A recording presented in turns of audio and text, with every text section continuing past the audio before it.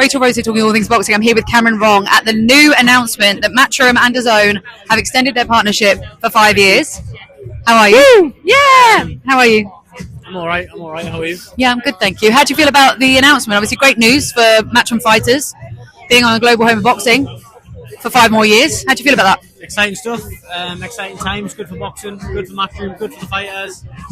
Boxing's in a great place. It's at an all-time high right now. So it's exciting times. Exciting times to be a young prospect in the sport. Yeah, it is. Also, they're like Matchroom are announcing so many fights at the moment. Like yesterday, they announced 2 more fight cards, and I can't keep up. When are you next out? Do we know yet? Are you allowed to tell me? I have to ask the big fella because I don't know yet either. Okay, I thought you were about to give me an exclusive then. I'm waiting for a date, grafting away in the gym, and I'm excited to get a fight. I've been out the ring 3 months now. Yeah, feels like forever. Too long. Yeah. I want to fight. But in fairness, I feel like that fight deserved a bit of rest afterwards. That was one of those fucking. That was a fight, Cam. I mean, like we didn't get to catch up afterwards because I knew that. Joke you, just ruining the shot. I spoke to your dad after, spoke to your mum after, because obviously I'm best friends with Danny Vuong, if anyone doesn't know. Yeah. But I know you took that draw hard.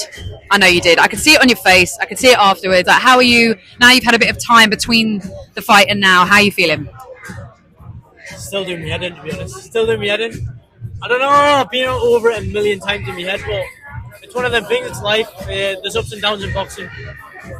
What can you do? It is what it is. You can't cry over spilt milk, but I think I did enough to win that fight. And I think because I did it in better fashion than the first time, obviously the first fight was so close, you could not have argued.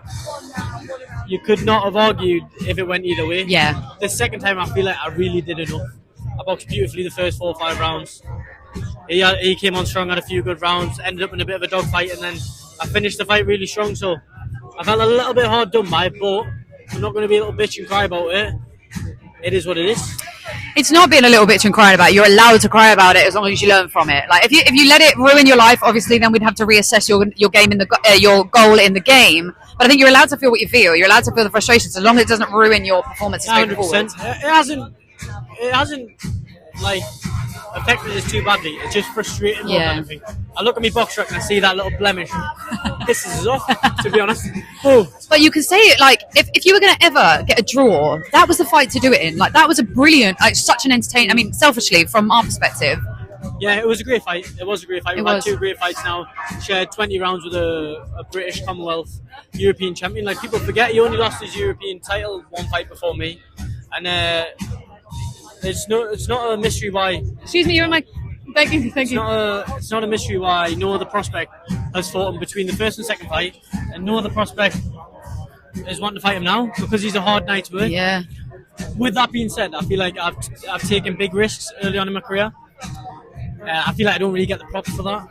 I feel like a lot of the think people forget how young you are as well. I'm young. I've had only a small amount of fights. That was my 10th fight. Yeah. I boxed Jeff Afori in a 10-rounder at my 5th fight. An undefeated Jordan Flynn. I've got a good resume, some good names on my resume for how young and the amount of fights I've had, but I feel like I don't get the credit. So it is what it is.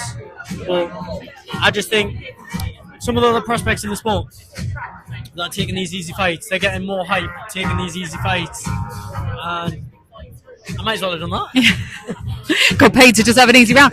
But I do believe that you may not be getting the credit that you deserve right now, but what will pay off is the fact that you will be consistently good. Do you know what I mean? You don't want to be known for being the guy who can beat journeymen or beat easy fights. So you want to be the guy who knows that he went through the trenches, and as you develop, people are going to be like, even if they don't give you the credit now, in the end of the year, you could have people being like, fucking hell, Cameron Vuong's like... And that's what I want, because I've been grafting in the shadows, I've been working in the gym every day.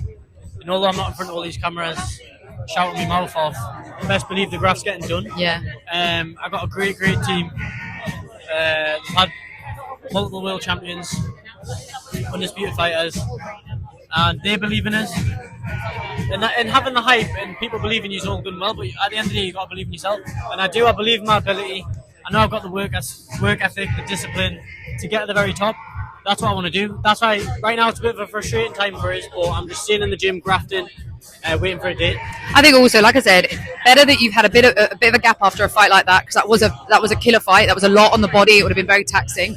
Taking the time to come back, because you don't also want to. What I always say, like to fighters that I coach as well, is don't take your last fight into the next one. Like, so it's like, don't take, if somebody cheated on you in your past relationship and then you go in angry at the next person. You go in angry at the next person because you haven't dealt with that. Like, the time might be good for you to just let it dissipate, and sometimes time is the only way that it can dissipate. But also, the next one that comes in, you're not going to have an easy next fight, Cam. They're not going to send you in with someone easy after that. I mean, I can't go down. No. And I don't want to start fighting fucking journeyman and that now. Do you know what I mean? I've proved I can mix it at that British, European level now, this early on in my career. So I want to stay there. I want to win a title. And I think that's what we'll do. Yeah. Well, that's what we're hoping for you anyway. But I think don't worry about the time in between, because also the next thing that comes along could be massive and loads of money. So you could do, so it could just be. Listen, Cam, I know there's a lot of people that are probably still going to want to talk to you, so I won't take up too much more of your time. It's been good to see you, and I'm really glad to see you, because I really wanted to talk to you after the fight, but I didn't want to pressure you, because I know sometimes you need time. But I wanted to tell you that I thought your last performance was absolutely sensational. You should be so proud of yourself, regardless of the result, but also what you're going to learn about yourself in your bounce back mentally from that fight is so much bigger 100%. than if you had won it.